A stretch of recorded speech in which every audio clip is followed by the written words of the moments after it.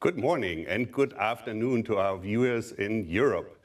I'm Knut Dethlefsen and I'm speaking live to you from Washington, D.C. Thank you for joining us for our third live streaming event, Race to the Finish Line, Perspective on the Midterm Election. We are living in exciting times and the midterm elections next week are all on our mind, and that's what we want to discuss today. And I have two exciting guests here with me in the studio, Celinda Lake and Ed Goeas, both leading campaign strategists for the Democratic Party and for the Republican Party. And this is our third live stream event for the Friedrich Ebert Foundation, the Washington, D.C. office of the Friedrich Ebert Foundation.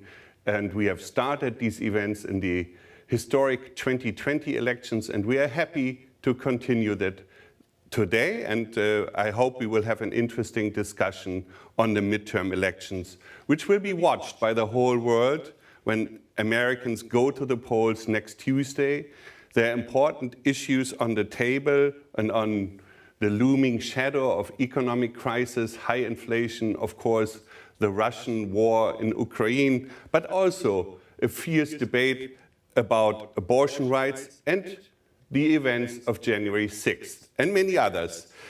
One thing is for sure, the results of the elections will determine American politics for the next 2 years. And I'm happy to welcome here our two panelists, Celinda Lake, president of Lake Research, and Ed Goeas, partner at the Tarrance Group.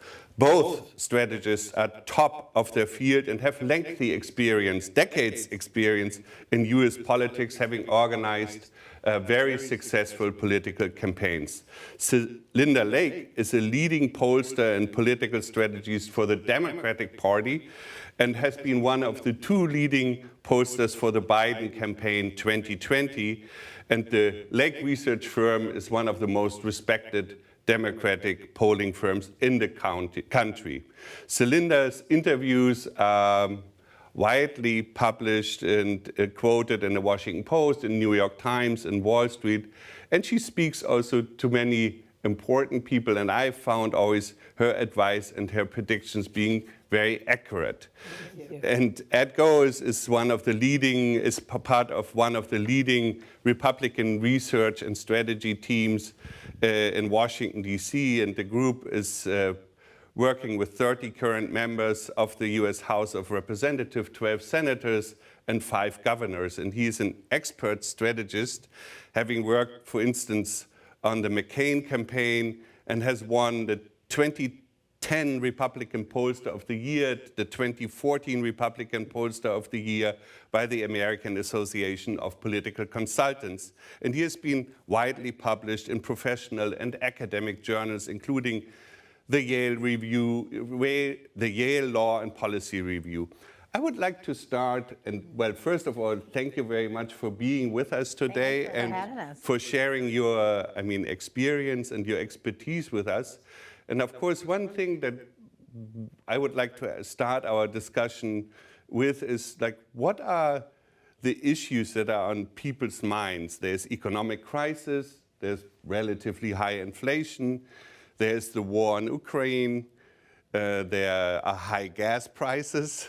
And with all these crises unfolding right now, which one is, in your opinion, the one that has the strongest effect on the election, and what is moving voters the most? Maybe you want to start.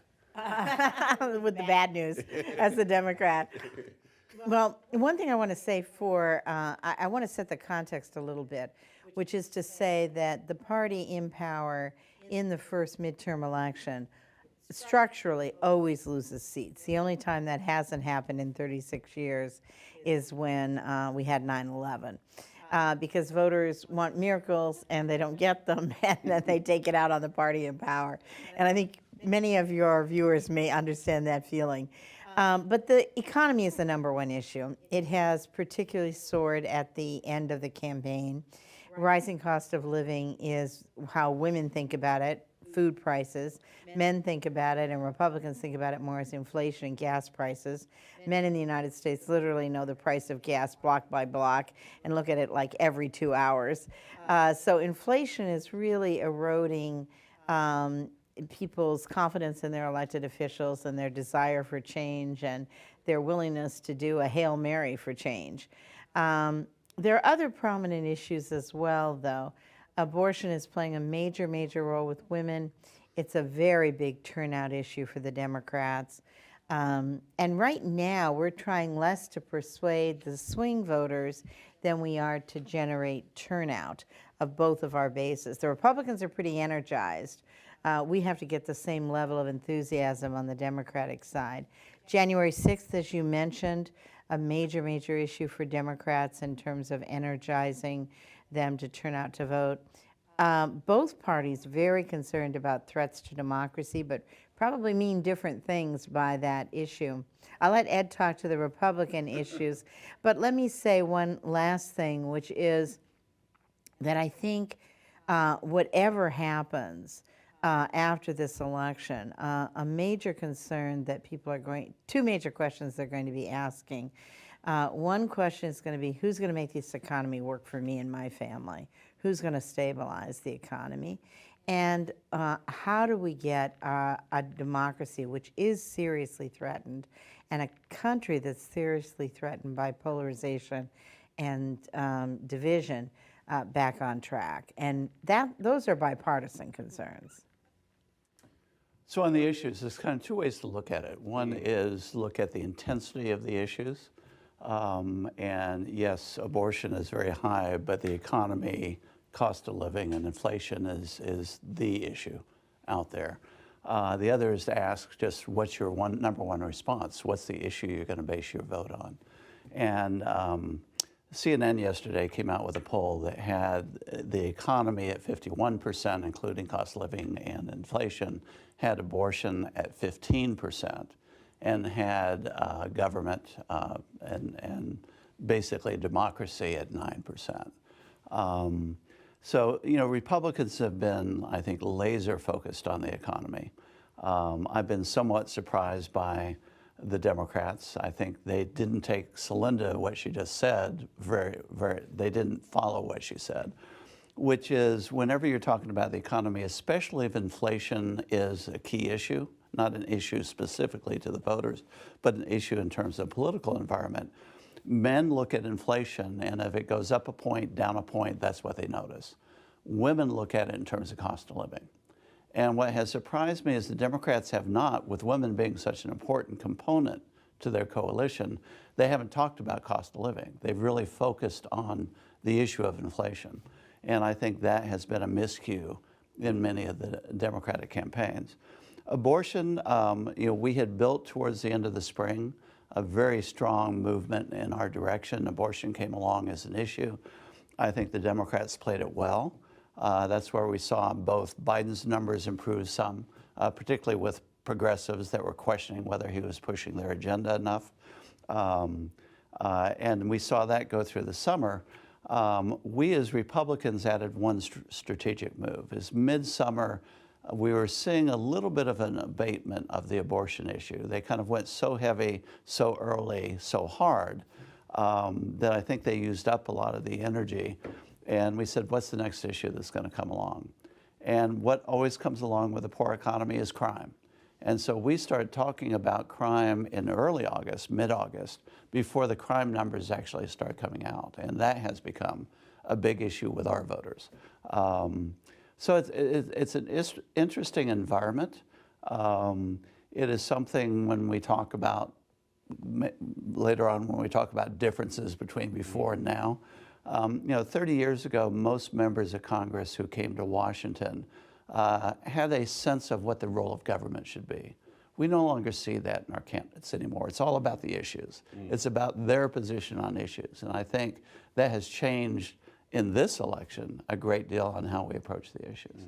You know, one thing I think your viewers will be interested in, You notice neither one of us mentioned Ukraine, which I think in the European context would be inconceivable. It really isn't on the radar screen. And the president has recovered a lot of the confidence that voters had in him in foreign policy. And what's interesting, as supportive and as major an event as the Ukraine war is, and Putin and the threat of Russia, the United States really is focused domestically.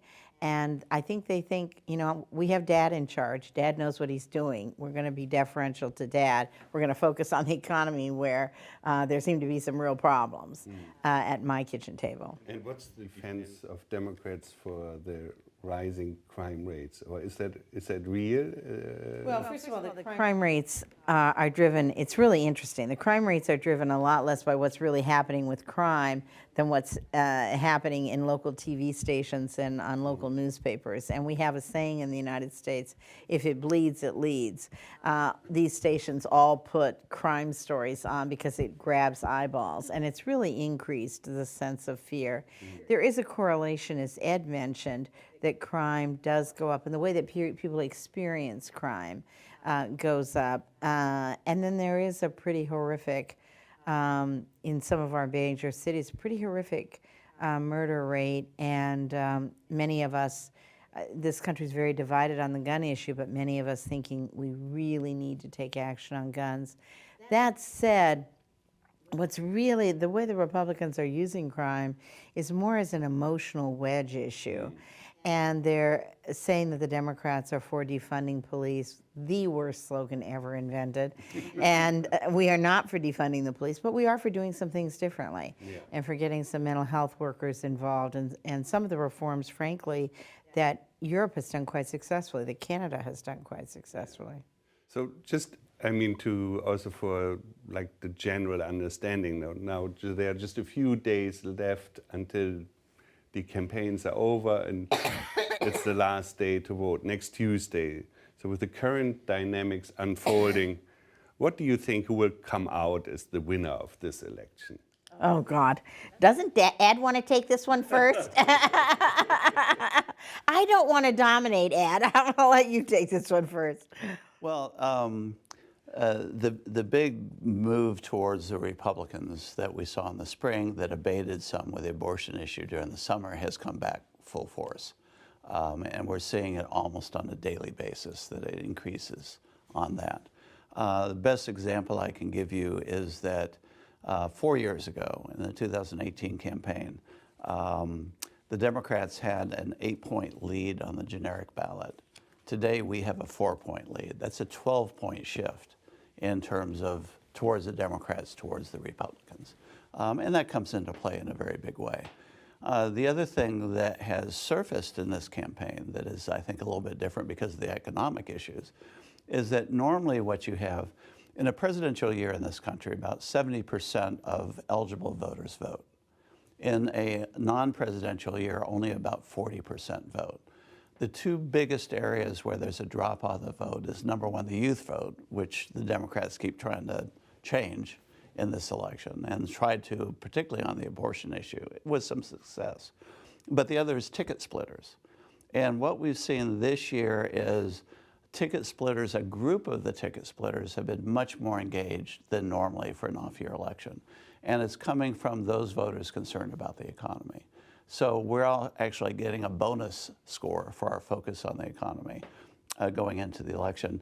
Right now, I think most everyone has kind of resolved themselves with the fact Republicans are probably going to win the House of Representatives. I think election night is going to be a much bigger night than people are projecting. So a red wave? I think we're going to end up somewhere. We're currently at 211. You need 218 for control. And I think we're going to be somewhere north of 235, 237, 238 was my count as of last night. The bigger surprise is the Senate races, is that the numbers that we're seeing is that all the protection states we have, including Pennsylvania, the numbers have moved back to even in like a Pennsylvania. So I think we lose no incumbents in terms of the election. I think we then probably win Georgia, probably win Arizona, probably win in Nevada. The big question in Georgia is it probably goes to a recount again. And then there's 2 states that just this week have moved to dead even. That is a surprise. One is New Hampshire, and the other is Washington State, a race that I'm working in a great deal. And who knows how that's going to turn out on those 2. But I think at the end of the day, we're probably looking at if not a tsunami, certainly a pretty big wave for Republicans. Mm-hmm. Okay. So, but it's just I will share a little counter view here. But I didn't Ed, want to put you in that position. thank you. Ed has talked about the fundamentals. I think, first of all, one question on the table is we don't know what the turnout is going to be in the end. And the Democrats really need to focus right now and get out the vote. We have been very successful in most states in the early vote. We bank our votes early. So one thing your viewers should be aware of, a lot of states count the votes that are cast that day first. So we could start the evening out behind and then catch up with some of those states with the absentee vote, like in the presidential election. I think that, and then the second thing we should keep in mind is, if you just came down from Mars and looked at the United States and said, you know, here's what the average change would be, you'd predict 33 to 50 seat loss in the House. You'd predict the Senate going for sure. You'd predict 1,000 state legislative seats and a number of governorships. We're going to do better than we had a right to do. And the abortion issue is part of that. Having said that, though, I think we hold the Senate, but I think there are a lot of toss-up races out there. And I think Georgia will go into a runoff, which is a second election. You have to get 50% in Georgia to win, and there's a third-party candidate. So they'll run again, as they did in 2020. And then I think, I still think we're going to be even or ahead. And I think there'll be some surprises on both sides, frankly, as voters are pretty upset with incumbents right now. But one number that I love is everybody talks about how unpopular the president is and what a drag he is on the ticket and all of that. I would remind your viewers that President Biden is more popular in all of the swing states than the Republicans in Congress are. So voters in U.S. are pretty unhappy with everybody right now, and you will get some surprise outsider candidates who are going to win that no one saw coming. like And if I could just add on one thing on Yeah. that, is that I think we're going to have more than Georgia not decided that night. For example, Washington State, the way they do it, it's a mail-in state. And the way that they do it is they take all the ballots that came in by Election Day, and they count that, and they release that once in the evening on the election. And then usually they take, as every day, it only has to be postmarked by closing of Election Day. And so for the next 4 days, they do another count and another count and another count and another count. And if it's close election, that means that you're not going to have a determined winner because so many of the ballots get counted after. And so I think you're going to see, at least in 2 of those states, we're not going to have anything decided on election night. Yeah. So you basically both agree that we're going to have a Republican House majority. So you're going to. Well, I don't want to be quoted on that. I think it's toss-up, but probably leans slightly Republican. Okay. Let's say that I thought you were my friend here. Wait a minute. It's not what I hope for, but it's like, it is maybe the political reality. You know that Democrat we both have in our names? Okay.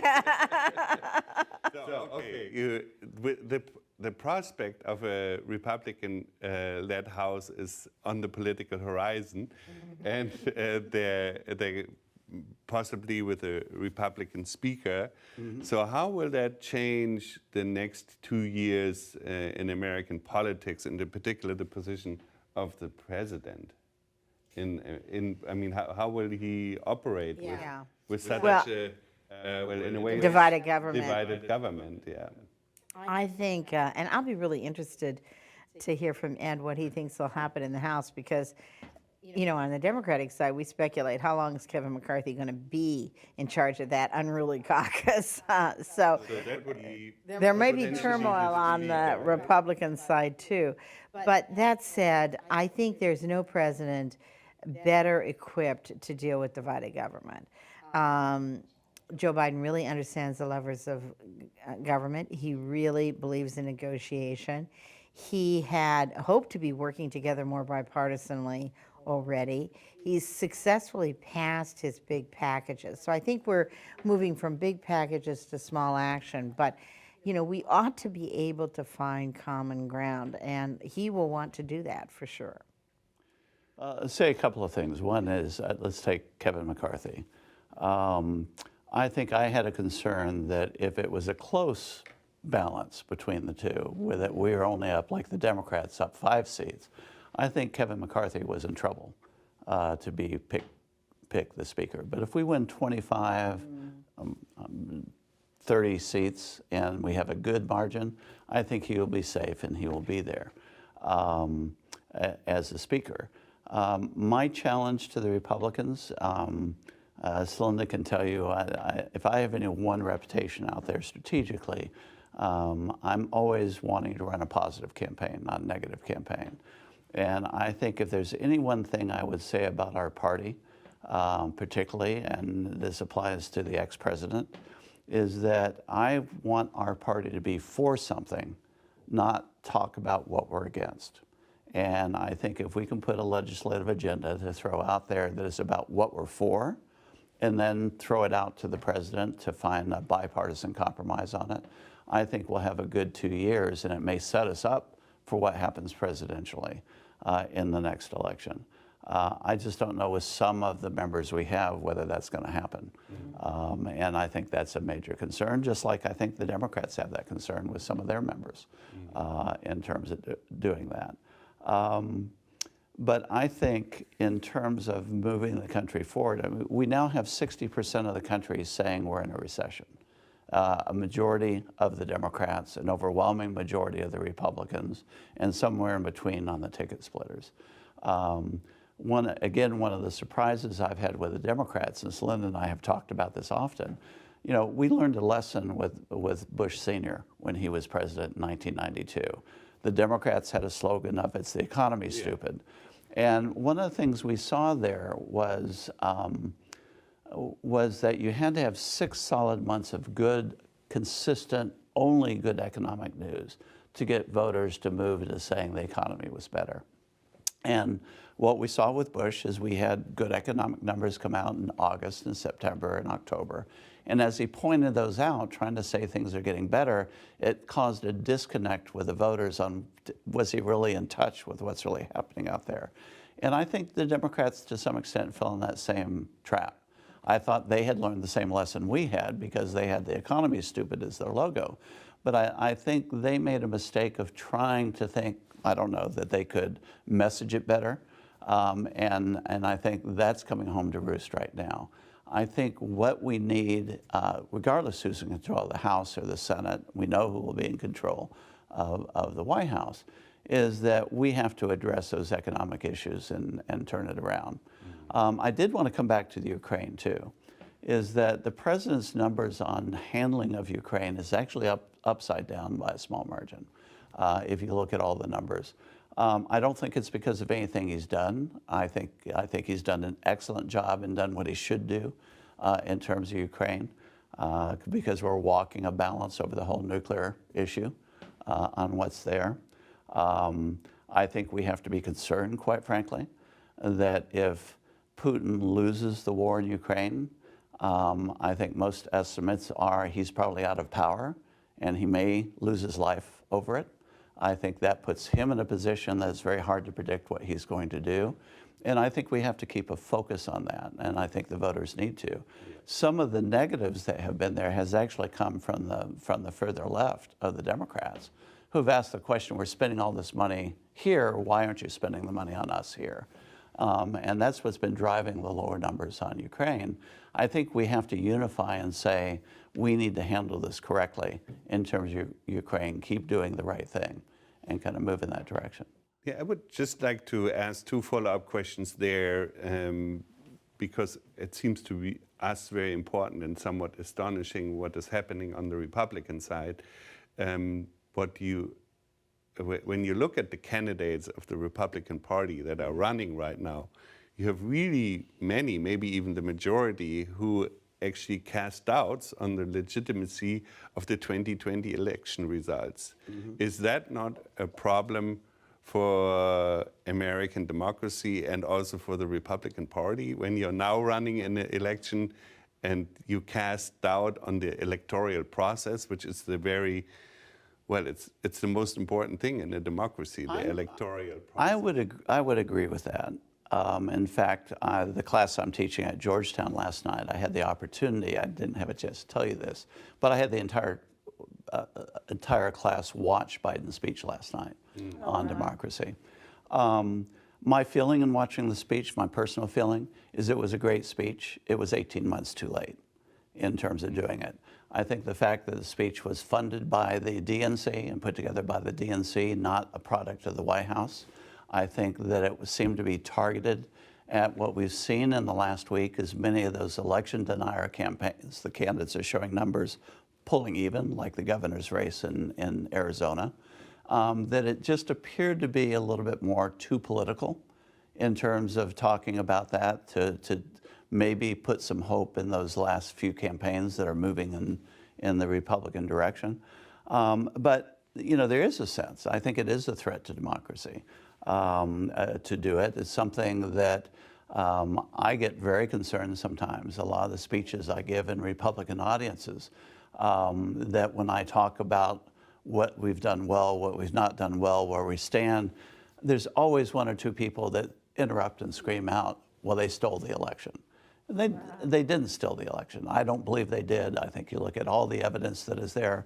But it is interesting. You have not a plurality, but a lot more people believe that the election was wrong beyond just Republicans. And one of the concerning things is when you then ask them, as CNN did in their poll yesterday, is this based on fact or is this based on belief? It splits kind of 50-50. And the fact that they're saying it's based on fact is somewhat disconcerting because there haven't been any facts. There are no facts that support that. No, absolutely not. I've said for years, and Celinda and I have this ongoing discussion because the Democrats always talk about vote suppression.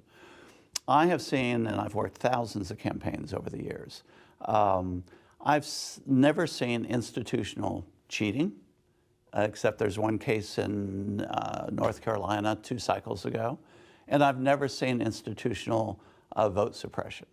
It is not done by the campaigns, it is not done by the party. It is usually done by a handful of people that will maybe do it for 12 votes or 25 votes, but not enough to really change the outcome of the election. And that's where you need to back off on this issue and support democracy, because I think it is bad. I mean, right now, CNN asked a question, how confident they are that the vote coming up would speak for the voters. 56% said yes, but 44% said no. And it was across not only just Republicans, it was ticket splitters, very, very high, majority of both ticket splitters and Republicans, and almost a third of Democrats. That is very dangerous, especially when the people that are doing it, I always joke around, are the equivalent of what we used to see in campaigns, that someone would go out and tear down 20 of their opponent's yard signs thinking it makes a difference in the campaign.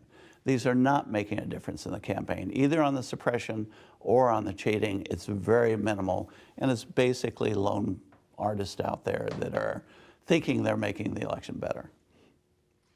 I think there's a lot of merit to what Ed is saying. I want to underscore that it's pretty, I mean, Americans ever since Watergate have been very distrustful of government, but we're seeing these numbers now at a totally new level. And Americans are famous, actually, for trait that political scientists call institutional resilience. We believe that the institutions in the end are going to work. We are all taught in fourth grade the same knowledge about Congress and the president and checks and balances. We don't get to the judiciary until the spring, and people are a little distracted, so we know less about the Supreme Court. But people have a lot of have historically had a lot of faith, and we've brought a lot of different kinds of people together with the same education about your voice is your vote and freedom of speech and freedom of religion, and they're just some core principles. It's very frightening, I think, the degree to which this is getting undermined. And I think the president was very, very eloquent about that last night.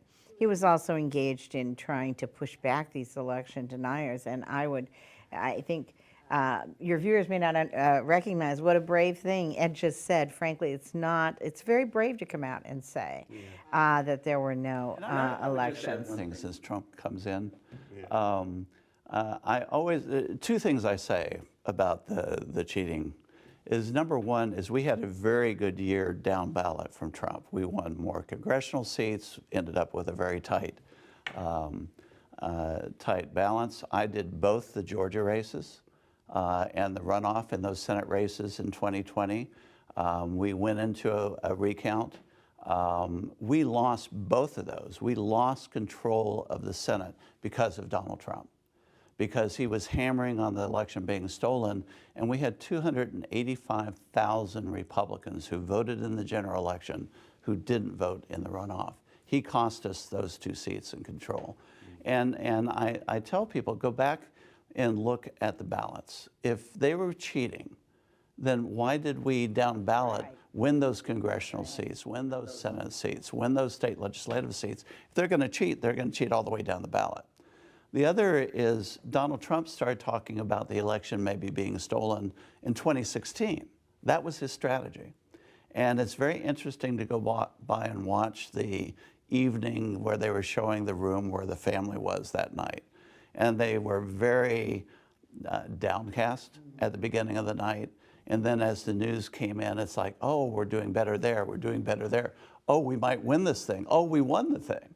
You know, if they truly thought they were going to lose because they were going to lose, then why don't they then do the opposite? Maybe they won the election because cheating was going on. And it just, things don't add up on it. And I think, again, at some point, not just me, I think a tremendous number of people who have stood up and spoken out on this issue deserve a great deal of credit, because they do it at a great deal of risk. I do want to say one thing, though, about the president's speech last night. And this is where you get into, was it political or not? I keep waiting for the press to look at what happened with Nancy Pelosi's husband. I happen to know, because I know a lot of the chiefs of staff, my wife is chief of staff for a senator from Iowa, that almost every office that I deal with, there are 1 or 2 people in jail today because they made life-threatening comments about their member of Congress or their senator. I think if we added up all the people in jail today for having threatened to do exactly what happened in Nancy Pelosi's home, it'd be hundreds of people. This threat to members of Congress is not partisan. It is wide across the aisle. And I think one of the things that would prove the point even more is do a calculation of how many people are in jail today from threatening to do just the same thing they did to Nancy Pelosi's husband. One thing I wanted to add on voter suppression is I do think that there are structural changes needed in our system. And what you find is that the rules are structured in such a way, depending on the state, that does allow greater or lesser participation, erects barriers, and number of voting places being reduced. The Freedom to Vote Act, also named the John Lewis Act for our historic congressperson and civil rights leader, lays out a number of parameters, including having a national holiday, which we still don't have here in the United States. And while employers are supposed to let you off from work, that happens very unevenly. And so I think there are structural reforms that we need to put in place to make sure that everybody can vote and every vote is counted. The only thing I would say to that, and it's, I'm sorry, I always come back on with Celinda on this, is I go back as far as motor voter registration. That we had this registration that was going to register all these new people. Motor voter was when you could register when you got your driver's license. License. And it was a way to bring the young people in. Turnout in the elections for the first 10 years after that of motor voter registered voters was 2% turnout. What has happened on early voting, when you look at it, early voting has just displaced who voted on election day. It has not increased voting. So I think it sounds good to talk about doing things to increase voting. I would also say as we do that, we probably need to come up with a system that the votes are counted on election day. Yeah, that would help. So that confidence, everyone for sure. believes that their vote is being counted. It's like, in a way, like as for outside observers, it's often very surprising that there are so many differences how voting is organizing, and one would think that it is good for a democracy generally to make voting easier and not more difficult. But may I just follow up on that? I mean, political violence, and I mean there are more right-wing organized violent groups. I mean, actually, I don't know any really radical left-wing militarized group. There are right-wing militias. There are definitely, I mean, there is violence in the campaigns, in particular on the Republican side. So is political violence a problem in the American political system? Oh, political violence is definitely a problem, and I think there are three forces that are of concern. First of all, if you just step back and look at the sociological studies, and we work with a Canadian firm called Environics that has looked at different long-term attitudinal changes. The proclivity for violence has increased quite a bit among our youth in the United States over the last 40 years. That's very, very concerning. We also have in the United States, and I'm from Montana, I was a competitive marksman, but we have way, way, way too many guns and weapons available to people. So there are a lot of structural problems. I definitely think there are threats on both sides, and I think both of our parties should be unified against this. But I also think you have to look at the degree to which Donald Trump, not the Republicans, Donald Trump encouraged this, promoted it, paid for it, planned it, made it legitimate, and that is very, very dangerous in our society, and we need to be united bipartisanly to get that down. And this is where the problem comes in, is that if you do focus groups out there, the voters, when you talk about political violence, the voters, at least what I see with ticket splitters and Republicans, is they also equate what was happening in our cities in terms of issues. You know, they viewed what was happening in Portland, what was happening in Seattle, what was happening in all these in Minnesota with the violence that came from the demonstrations. Some of it was very, and I think Black Lives Matter in particular tried to work very hard to keep it nonviolent, but they always turned into violence. And so voters, or at least our voters, view that as also part of political violence and use that to justify them being that way. And I'm not justifying it. Right. I'm just saying that it's more than just what specifically on the surface looks like political violence. Yeah, but the disturbing thing is, of course, really that the president basically inciting a former president inciting violence. Yeah, and that's where I try to be fair. Yeah. Like I think the president last night, I thought he was going to make this about Pelosi. He didn't. You know, my wife was in the Capitol building both in 9/11 in a Senate office and with January 6th. I felt no difference on my fear for her on 9/11 when we were hearing about a plane looking at crashing into the Capitol, and what happened on January 6th, where they were, you know, they were calling for violence against the vice president. I do Senator Langford from Oklahoma's work. He was sitting in the chair in the Senate, and the angst that went towards him, Wow. that just the fact he was sitting in the chair, they assumed he was part of what they were against. Yeah. You know, I think what I call domestic terrorism is just as concerning as foreign terrorism. And we need to approach it that way, as opposed to trying to make it a political. In campaigns today, I guarantee you there are more Democratic spots going after Mitch McConnell than we have political spots going after the Speaker. Because the Speaker is not who we talk about in our campaigns. It's the President. It's his policies. Because of what happened with Pelosi, it kind of brings it to the forefront.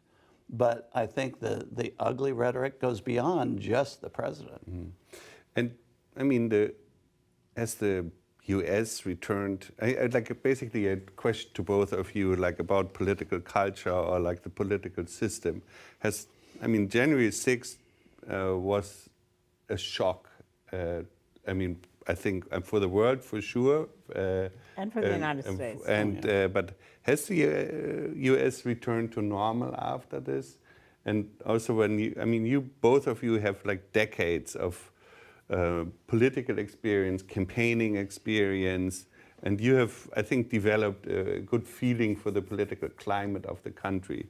So how has it changed, like from the time when you first joined a campaign to today? If you could maybe speak about that.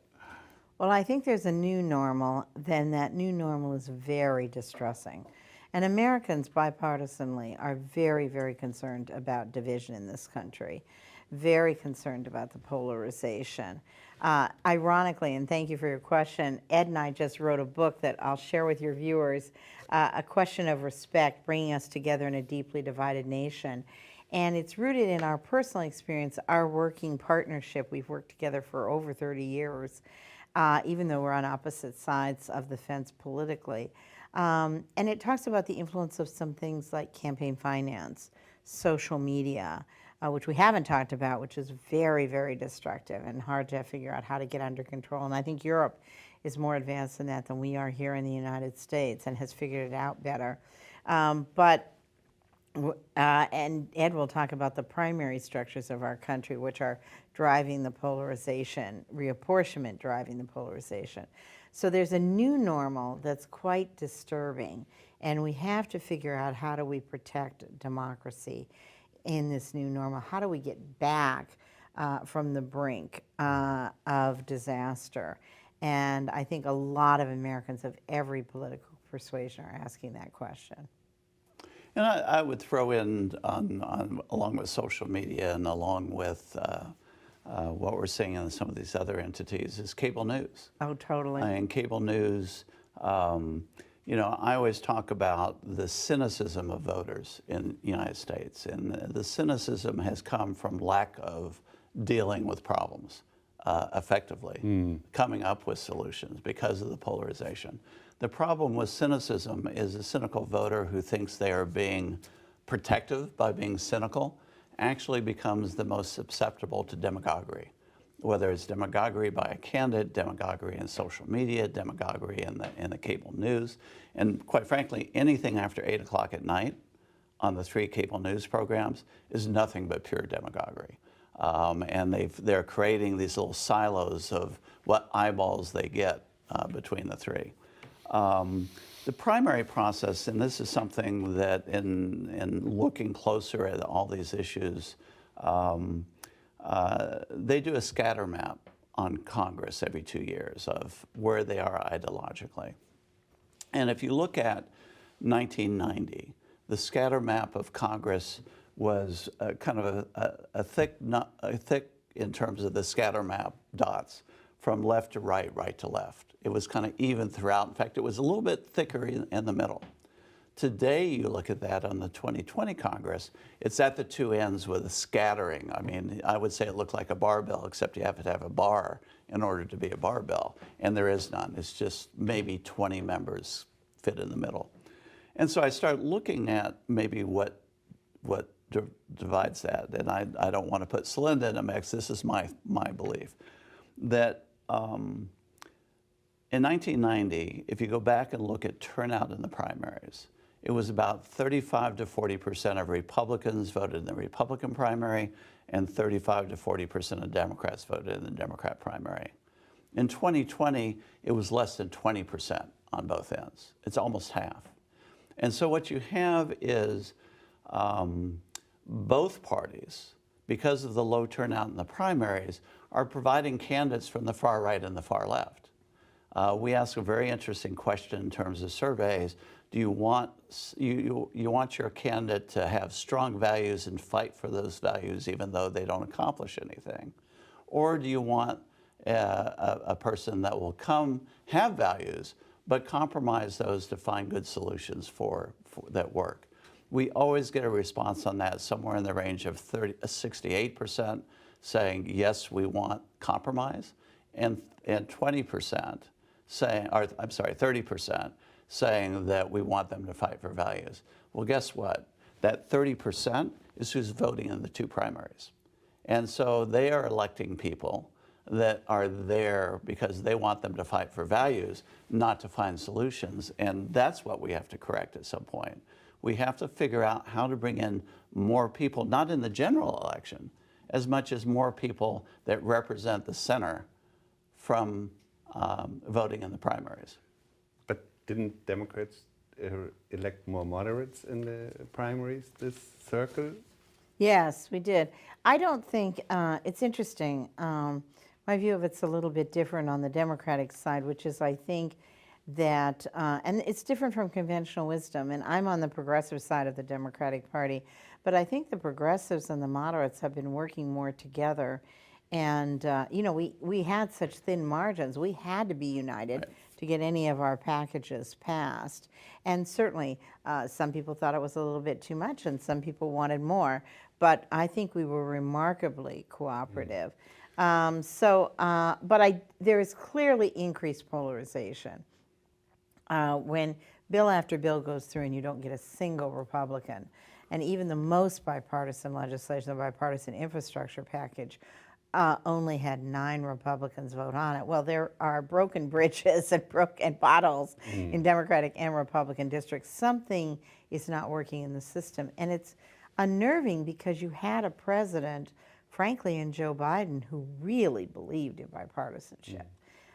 So it's a fundamental question we have to ask ourselves, and it won't get any better in the next 2 years with divided government. And I had a much different perspective of that. I think the president came in with a specific bill, which was to show the Democrats and to unify the Democrats. He didn't do anything to try to get bipartisan agreement on that first bill. He did on the second bill. And on the second bill, 19 Republicans in the Senate voted for the ultimate bill when they got it to a reasonable price on it. That's where he planned on doing.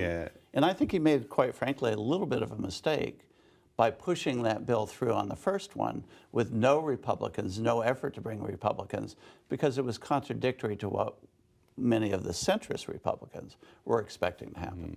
Let's look forward for a second. I mean, because obviously when people in general watch these elections, they also think about 2024 and the next presidential election. So are the midterms at all a good indicator for what will happen in the next presidential races? Well, on the Democratic side, we are certainly saying if you want to beat Trump in 2024, you better vote in 2022. So we are already trying to energize our base on that. You know, I'll be interested to see what Ed says on the Republican side. I think Joe Biden's going to beat Donald Trump again. There are those of us that hope we move on from the president. It's interesting, in our campaigns, we do assumptions on our campaigns because one way to track your strategy is that you develop a set of assumptions, and if any of the assumptions happen, that you review your strategy to see if you're on the right track, which is something very often in your campaign strategy, you don't know whether you're just making motion or you're making progress. Having a good set of assumptions does that. Every one of the campaigns I was in had an assumption that Donald Trump would not announce for president before this election, because I got tired of dealing with what do we do with that on something we have no idea. So I knew if he came in and announced for president before the election that we had to scramble and come up with what our positioning was, but I wasn't going to sit and do it unless we saw it actually happen. I believe, maybe a little bit differently than Celinda, is that I believe this may be the last election where the old guys play a major role. I think this country is ready for not a younger candidate, but a young candidate. And I think whichever party comes up with a young candidate who is charismatic, who is a positive populist, not a negative populist. I always hated when they called Trump a populist. He wasn't a populist. He played one group of people against the other. That's not what a populist does. He brings everyone in together. And I think whichever party does that for president, they will capture a majority of this country for a good 20, 30 years. And I don't know who that candidate is. I don't think that candidate will surface in this campaign. But I think for both parties, I think they may end this next campaign saying it's time to go a different route. It's time for a young candidate that becomes the John Kennedy of the next generation. Oh, so I was going to ask you Donald Trump or DeSantis, so neither, or like who is the candidate you see on the horizon in the Republican Party? I think it's hard to tell now. I think some people are staying very quiet because they don't want to get into it with Trump. It's interesting, there's two that kind of come from the Trump camp. One is Palumbo, and the other is DeSantis. DeSantis has managed to kind of move forward where the other has been fairly quiet. I actually think he could deal with coming forward better because he has a sense of humor. And it's a very disarming sense of humor that we haven't seen in DeSantis. We certainly haven't seen in Donald Trump. But we have some very, very good candidates out but there. if Trump would announce, do you expect a competitive primary, or is everybody going to wait another 4 years and not announce right now? You know, will challenge Trump, basically. It's very interesting. Coming out of the 2020 election, when we did a survey in January, in fact, we were in the field the week of January 6th, on our battleground poll and looking at civility. It was very interesting having it out there that week. What I saw of the Republicans is that about 60% of Republicans followed Trump anywhere. They believed everything he said, period. There were another 30% who had gone to what I refer to as a safe haven. They said, I like his policies, but I don't like the way he acts.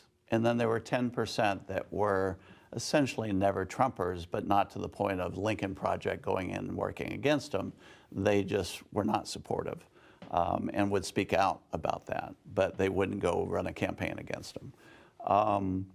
Where I see the numbers now is over the last 2 years has been a 20% shift from the believes everything he says to I like his policies, but I don't like the way he acts. They are now the majority. They are now 50% of the Republicans. The believe anything Trump says is only 40% of the Republicans, and you still have the 10%. Will he get the nomination if he runs? It still looks to be likely that he would, but that depends on how many other candidates surface out there, or how much it quickly becomes a two-man race or a two-person race. Because if it becomes quickly a two-person race, then I think there is an opportunity for that 50% plus the 10% to become very involved with a candidate against Trump. But it's hard to see that happening at this point, just because it looks to be a crowded field. And do you think like a rematch Trump-Biden would be a popular choice for American voters? Well, right now, Americans are generally not looking forward to that on either side. But in the end, I think this 20, and we see the same thing in our data, and those voters tend to be particularly women who say, I like his policies, but I don't like this style. I don't want to go back to that style. I don't want to go back to the division. And so I think the win would be even greater. I do think Ed raises an interesting question, though, is where is our country going in terms of new leadership, which I think will be in 2028. We have a ton of people who can run. But I think we might have the first woman-woman contest, too, in 2028. The Republicans, for a while, were not nominating women at all. Now 70% of their candidates are women, people of color, vets. So I think you could have a woman, and a woman vet, who's Ed's wife is the chief of staff for a very impressive leader. So I think there are a whole bunch of women that could run on both sides. We obviously have a woman VP who will have a leg up, and I think it'll be pretty interesting to see how America deals with their first woman president.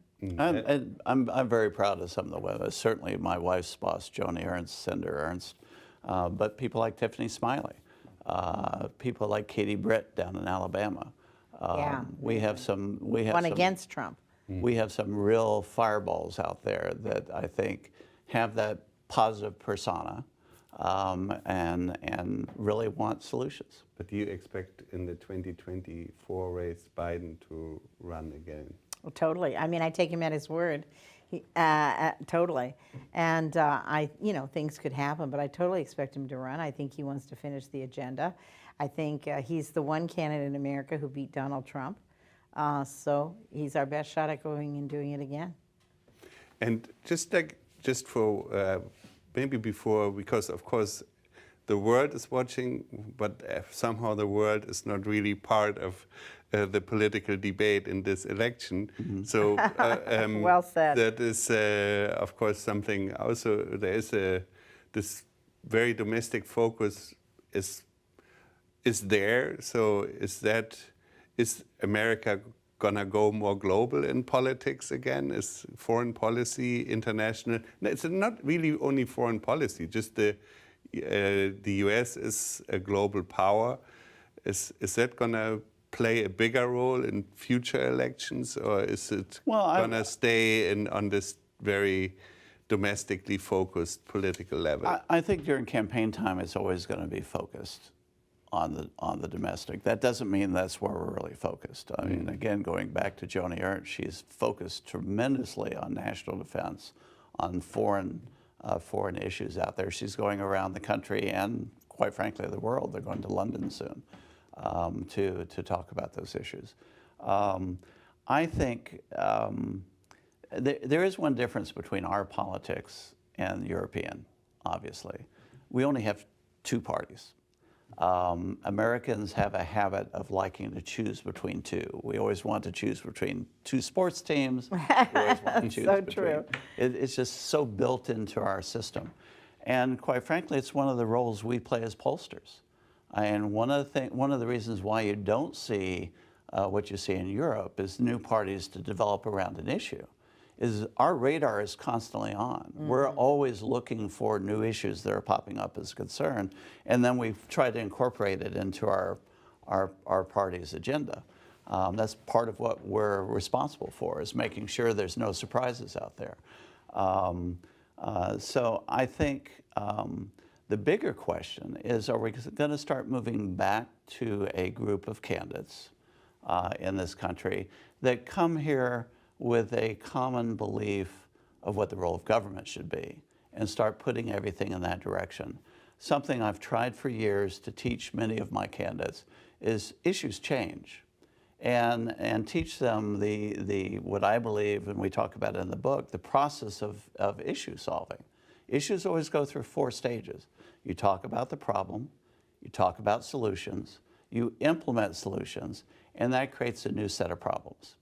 And you go through then that cycle so many times. I think it's one of the frustrations with the American public. Very often we're dealing with problems created by our solutions and not the root problem. And that's what we have to get back to.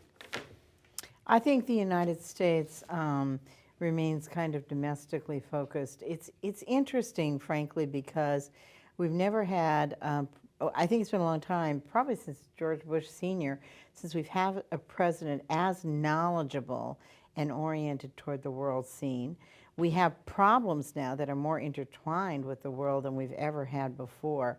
But Americans remain remarkably parochial, and I think that you're going to see politicians responding to that in very parochial dialogue. I mean, when Joni Ernst goes home to Iowa, even though she is an international leader, she talks about corn and things like that. So she's a farm girl. She's a farm girl, that's right. So I would like to thank you both, Thank Ed, you. Celinda, for this very interesting conversation, right Thank you for on your the, great on the leadership. pulse of American politics.